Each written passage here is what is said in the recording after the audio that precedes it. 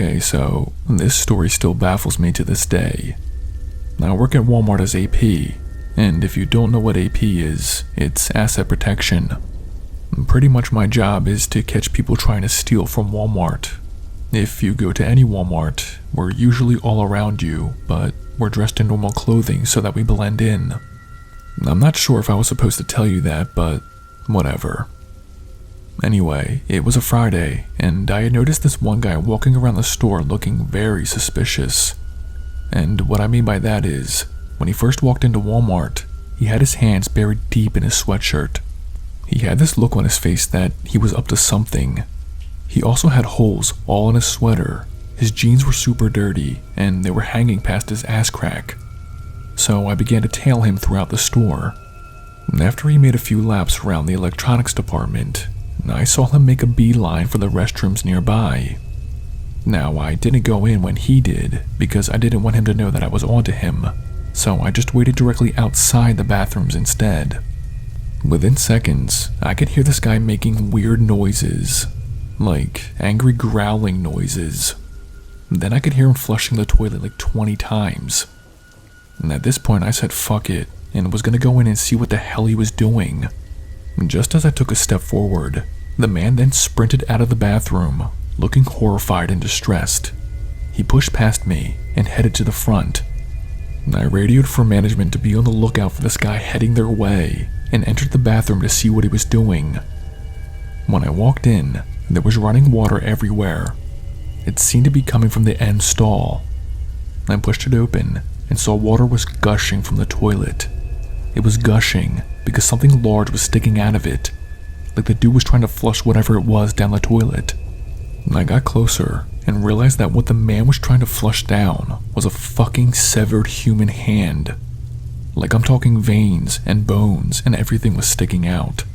It took everything in me not to puke all over the floor. Thankfully, when I radioed for management to be on the lookout for this dude, a cop was patrolling nearby and was able to detain him. Because, unfortunately, in Walmart, we're not allowed to touch customers, even when they try to discard human body parts. A full investigation was launched, and we even had to shut the Walmart down for like 2 days. But we did end up getting some answers. The dude who tried to flush the hand down the toilet was someone living on the streets. A group of men that he claims he doesn't know their names offered him $5,000 to get rid of this severed hand. So he thought the best way to go about it was to go into a Walmart and flush it down a toilet. I believe the police are still trying to trace the bills that they used to pay the man, but as I'm writing this, those groups of men have not been caught yet. I'm assuming they're drug or gang related. I still work there as AP, and nothing comes close to how crazy that day was.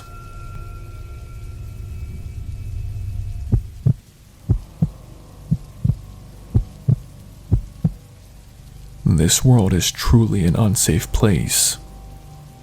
A while back, when my youngest son was 6 years old, we were both out shopping at Walmart. It was his birthday coming up, and I told him that he could pick out a toy in the toy aisle that was under $30. We were browsing the aisles carefully. My son wanted to see every single toy to make sure he got the best and exact one that he wanted. He ended up finding some big Lego Batman set and started begging if this was the one that he could have. I asked him what the price was on it. He looked on the shelf and on the box, but he said it didn't have a price. Just at that moment, there was a Walmart associate standing pretty close to where we were. I saw that his name tag read Greg. Greg heard our price conversation and offered to check it for us on his device.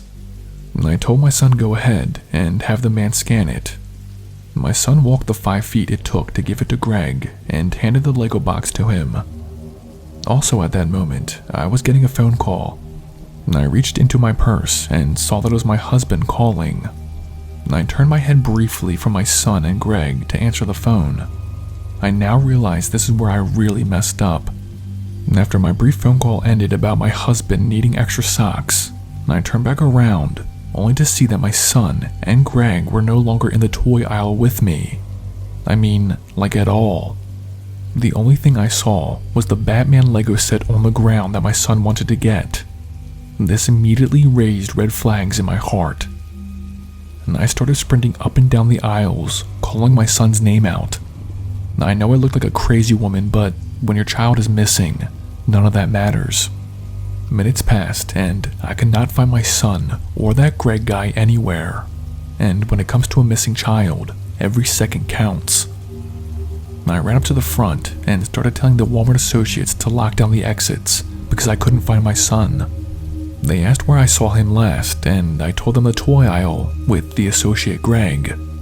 They gave me a puzzled look and said that there is no associate by the name of Greg who works here. That was literally horror to my ears. In my haste, a man had come up to me, saw how distraught I was, and asked if he could help in any way. I don't know what it was. I truly believe it was mother's intuition, but I just knew right then and there that I needed to go outside and check the parking lot. Me, a couple of Walmart associates, and the man who offered to help all ran out into the parking lot. To my absolute horror, at the very back end of the parking lot, I saw my son being put into a car, flailing his arms around and screaming for help. The man who was standing next to me didn't even hesitate. He full-on sprinted over to my son. I was following close behind. Greg had just shut the back car door and was trying to get into the front and start the car when the man that I was with body slammed the shit out of him. He literally grabbed him by the throat and then used his other free hand to start smashing his face in. I grabbed my son out of the back seat while this guy beat the ever-living shit out of Greg. Thankfully, police were very close by and they were on the scene within minutes. It turns out, this guy Greg didn't work for Walmart. He bought a fake vest on Amazon and was wearing it to pretend to blend in like an associate. The man who helped stop the abduction, his name was Richard. He was literally my hero that day.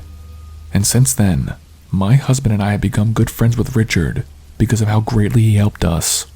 But guys, there are people out there who do this shit more than you think. And I do fault myself for not watching my kid like a hawk. You need to be on alert at all times, especially if you have young children. I cannot even imagine where or what condition my son would be in if we didn't stop Greg that day.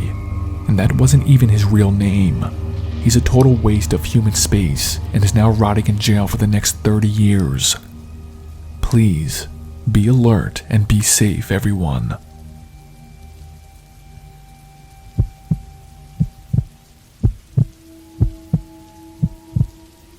This is one of the craziest things that's ever happened to me, and of course, it happened at a Walmart. And I was shopping there last year around mid-June. I was single at the time and just getting basic things from my apartment like paper towels, soap, and water. I was in the self-checkout lane, scanning my items. I was at the part where it asked for your credit card. I was literally about to put it in and pay when, out of nowhere, this guy comes up to me. He starts insisting that he pay for my order. I told him thank you, but that's fine, I can do it myself. But he was very persistent. I mean, like he literally knocked my hand away from the card reader and put his in it. Honestly, I was like, whatever. If you really wanted to pay for my order that badly, then have at it. But it doesn't end there.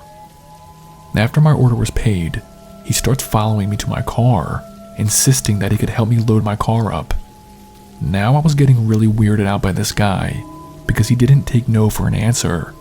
But me being a pushover and just horrible at standing up for myself, I allowed him to follow me to my car and help me load it up.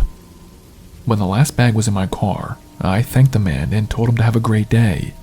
He put his hand on my door, preventing me from opening it up, and said, "Can I get your number?" When he said this, I knew there was an ulterior motive to this guy, and it pissed me the hell off. But I politely said no and tried to open my door. He pressed down even harder, and his face completely changed. He went from friendly to absolute rage. He looked at me and said, "Oh, you'll take my money, but I can't have your number." And I was now starting to get really uncomfortable. This guy was pretty strong, and if it came down to violence, he would quite literally be able to kill me. He started waving his hands around, saying people like me are the worst, and that women like me don't deserve a man like him. But as he was waving his arms around, his shirt lifted up, and I could see a gun tucked into his pants. This wasn't by accident either. I knew that he wanted me to see it. By the grace of God, I saw 2 cops standing by the front Walmart entrance, watching me and this guy. Even from the distance, I knew they could sense my distress. They walked over to us, which frightened the dude.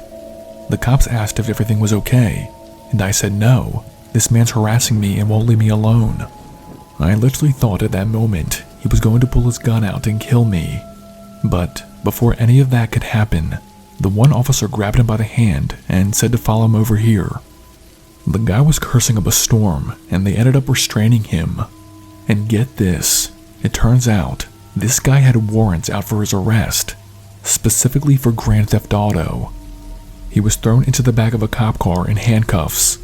That dude was honestly a loose cannon. The fact that he wouldn't take no for an answer and progressively got more violent with me, I'm glad someone like him is now off the streets. But yeah, that was the craziest thing that's ever happened to me at a Walmart.